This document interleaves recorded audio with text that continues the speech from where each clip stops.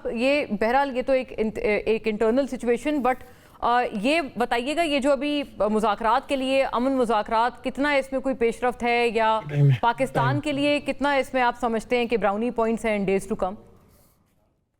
دیکھیے میری نظر میں آپ جانتی ہیں کہ میرا تعلق میڈیا سے بھی رہا ہے before I became an ambassador, تو میں پاکستان کی ڈپلومیٹک جرنی کو بڑی کلوزلی دیکھتا آیا ہوں۔ میں سمجھتا ہوں کہ as a student of diplomacy and media میں سمجھتا ہوں کہ پاکستان کی سفارتی تاریخ میں یہ ایک سنہرا باب ہے۔ جس طرح دو اوبویسلی ایک سپر پاور اور ایران کے درمیان ایک بہت ہی میں سمجھتا ہوں کشیدہ جنگ ہو رہی تھی اور ایک سویلائزیشن کو تباہ کرنے کی بات کی جا رہی تھی، اس موڑ سے پاکستان کی کامیاب سفارتکاری نے جو ہے ان کو ایک ٹیبل پر لا بٹھایا۔ یہ ان اٹ سیلف جو ہے it is a great win for Pakistan diplomatic credentials globally. آپ جانتی ہیں Mona, you have been a journalist for a very long time, کہ پاکستان ہمیشہ ڈپلومیٹکلی جو ہے نا گلوبل ڈپلومیسی میں اپنی ہمیشہ پیریفری پہ یا آؤٹ اسکرٹس پہ رہا ہے۔ اب ہم دیکھ رہے ہیں کہ Pakistan is playing a role in the centre stage of global diplomacy, اور پہلا سیز فائر ہو، دوسرا سیز فائر دوبارہ جب ہوا تو پریزیڈنٹ ٹرمپ نے یہ کہا کہ this is on the request of the prime minister and the field marshal. تو یہ global recognition of Pakistan peaceful efforts, یہ تو میں سمجھتا ہوں کبھی بھی نہیں ہوا پاکستان کی تاریخ میں، اور اس کی سب سے بڑی وجہ میری نظر میں پاکستان کی وہ ریلیشن شپ ہے جو امریکہ کے ساتھ ہمیشہ ہی سرد مہری کا شکار رہتی تھی، ڈسٹرسٹ رہتا تھا، اس کو ٹرن اراؤنڈ کیا اس لنچ نے جو کہ ہوا field marshal general Asif Munir صاحب اور پریزیڈنٹ ٹرمپ کے درمیان۔ لیکن اس سے اہم بات یہ ہے کہ ہم نے امریکہ سے تو اپنی ریلیشن شپ کو اسٹرینتھن کیا تھا، لیکن ہم نے کمپرومائز نہیں کیا اپنی ریلیشن شپ چائنا کے ساتھ، یعنی we been able to maintain an equilibrium in the diplomatic ties. اور جب یہ پولیٹیکل اور ڈپلومیٹک کیپٹل گلوبلی جو ہم نے بلڈ کیا، اس کو ہم نے پازیٹیولی یوٹیلائز کر کے اس پیس بلڈنگ ایفرٹ میں ایک بڑا ہی کلیدی کردار ادا کیا۔ پہلا round of talks in it self میری نظر میں تو کامیاب تھا، کیونکہ اس کے بعد آپ نے دیکھا کہ ایون دو ابھی ہمارا دوسرا راؤنڈ آف ٹاکس باضابطہ طور پر نہیں ہو رہا، لیکن میں آپ کو بتا سکتا ہوں کہ پس پردہ بہت انٹینس ڈپلومیسی ہو رہی ہے۔ اسی کے نتیجے میں سیکنڈ سیز فائر ہوا، اور ابھی اچھا ایک ایمبیسڈر صاحب ایک بات فرمائیے گا پلیز، یہ جو اب آ رہے ہیں ایرانی جو وفد آ رہا ہے، اچھا مجھے بریک کا فوری کہا جا رہا ہے، بیگ یور پارڈن، میں کے بعد آپ سے سوال رکھوں گی کہ یہ اسلام آباد امن مذاکرات کے لیے ڈائریکٹلی نہیں ہے، اس کے بعد مسقط اور رشیا بھی جانا ہے، ماسکو جانا ہے، بٹ کیا اس کے بعد سیکول ہو سکتا ہے اسلام آباد امن مذاکرات کا دس اینڈ مور آفٹر؟ صاحب الاؤ میں ذرا ایک نقطۂ نظر چونکہ کہ راؤنڈ ہمارا ہے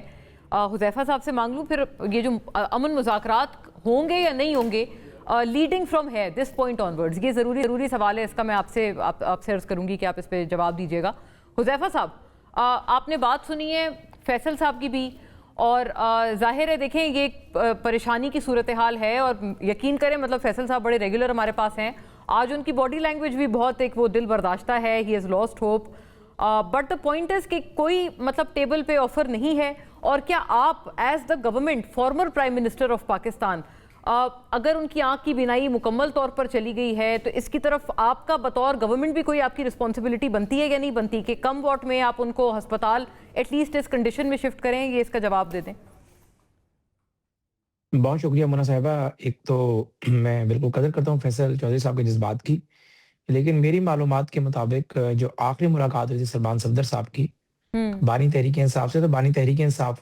کی آنکھ کے بارے میں انہوں نے دریافت کیا، تو انہوں نے باقاعدہ کہا کہ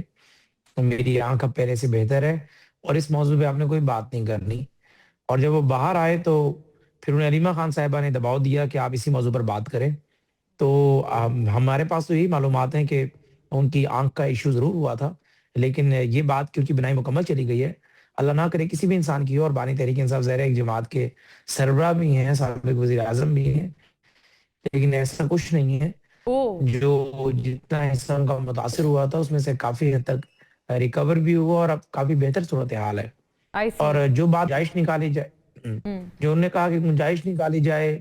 یا حکومت کوئی ڈیل جو ہے دے یا ڈھیل دے، یعنی ان کی باتوں سے جو میں نے اخذ کی بات،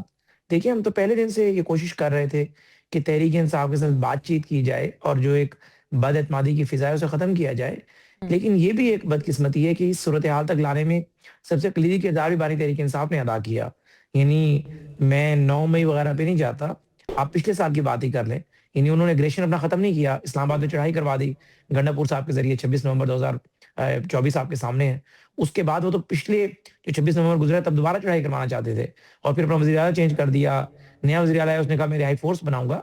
تو مقصد کہنے کا یہ ہے کہ جب آپ اپوزیشن میں ہوتے ہیں تو آپ لامحالہ ایسے اقدامات کرتے ہیں جس سے ریاست کا آپ پر اعتماد بحال ہو، نہ کہ آپ مسلسل اگریشن اور مسلسل اس طرح کی پالیسی بناتے ہیں جس سے ظاہر ہے آپ کے اوپر مسٹرسٹ جو ہے وہ بڑھتا چلا جائے. تو یہی صورتحال. اچھا حذیفہ صاحب ایک اور بات بتائیے گا، کیا کوئی خفیہ ملاقات گنڈاپور صاحب کی بھی ابھی ریسنٹلی کرائی گئی ہے؟ کچھ ایسی رپورٹس تھیں جو گردش کر رہی تھیں اور ایسی کوئی بات ہے؟ دیکھیں میرے پاس ایسی کوئی معلومات نہیں ہے اور گنڈاپور صاحب بہتر بتا سکتے ہیں، اور میرے خیال سے ایسی کوئی معلومات میرے پاس تو نہیں آئی. اگر کوئی ہے تو گنڈاپور صاحب اس کی تصدیق یا تردید کر سکتے ہیں. جی ایمبیسڈر صاحب، یہ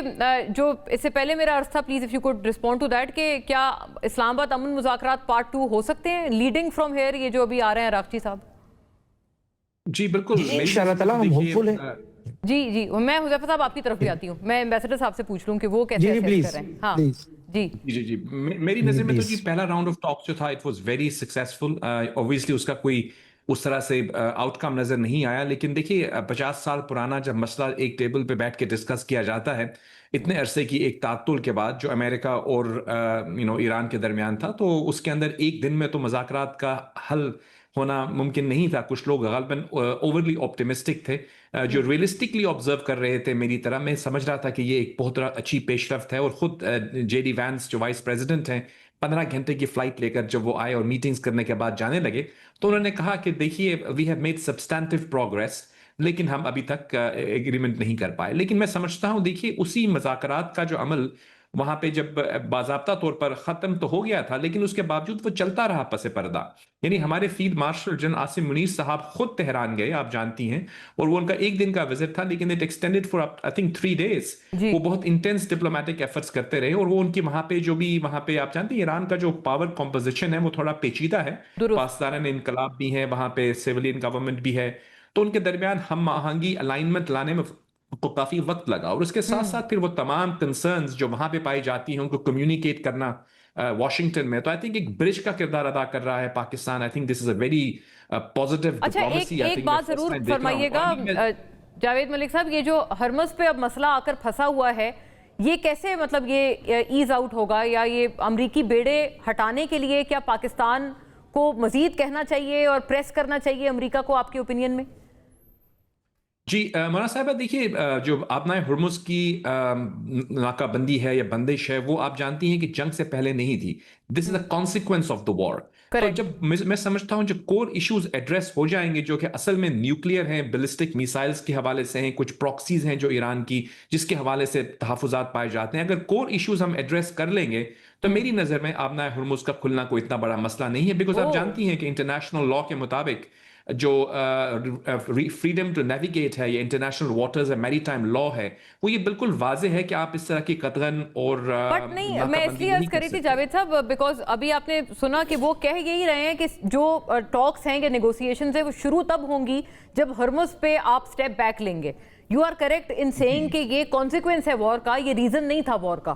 لیکن یہیں سے پیچھے ہٹنے کی جو ایک مانگ ہے وہ کی جا رہی ہے نا. جی میری نظر میں تو ایکچولی وہاں پہ قدغن جو لگائی گئی تھی وہ اوبیسلی جب آپ کو یاد ہوگا پہلا سیز فائر ہوا اس وقت ایران نے یہ کمٹ کیا تھا کہ وہ وہاں سے آبنائے ہرمز سے اپنی جو انہوں نے ناکہ بندی ہے وہ بند کر دیں گے، لیکن کیونکہ انہوں نے نہیں کی، پھر وہاں پہ لیبنان کا انہوں نے کہا کہ لیبنان کا سیز فائر نہیں ہے. اب تو لیبنان کا سیز فائر بھی ہو گیا ہے، پھر انہوں نے کہا ہم ہٹا رہے ہیں. لیکن وہاں پہ پھر آپ نے دیکھا کہ جب انہوں نے ان کے وزیر خارجہ نے کہا کہ ہم ہٹا رہے ہیں تو کچھ ایسی سٹیٹمنٹ پاسداران کی طرف سے آئیں کہ جس میں انہوں نے یہ کہا کہ شاید نہیں ہے. تو مجھے لگتا ہے کوئی ڈائیکاٹمی آف انڈرسٹینڈنگ جو ہے وہ ان کی لیڈرشپ کے اندر بھی ابھی ہے. اور اس کے ساتھ ساتھ جہاں تک سوال ہے امریکہ کی ناکہ بندی کا، تو دیکھیے I am not justifying it, because میری نظر میں تو دونوں غلط ہیں، چاہے امریکہ کرے یا ایران کرے. لیکن امریکہ کی جو جسٹیفیکیشن ہے وہ جو وہاں سے دیتے ہیں میں آپ کے سامنے رکھ دیتا ہوں. That is not my point of view, but وہ یہ سمجھتے ہیں کہ جب ایران نے ناکہ بندی کی تھی تو وہ سلیکٹیو تھی، یعنی کچھ شپس کو وہ جانے دے رہے تھے، کچھ کو نہیں جانے دے رہے تھے. جب امریکہ نے کیا تو انہوں نے کہا نہیں، آپ ساری یا تو سب کو روک دیجئے یا آپ کسی کو بھی نہ روکیے. تو I think there is a difference of understanding. مجھے لگتا ہے کہ اگر کور ایشوز ایڈریس ہو جاتے ہیں تو یہ بھی ایشو بھی ریزالو ہو جائے گا.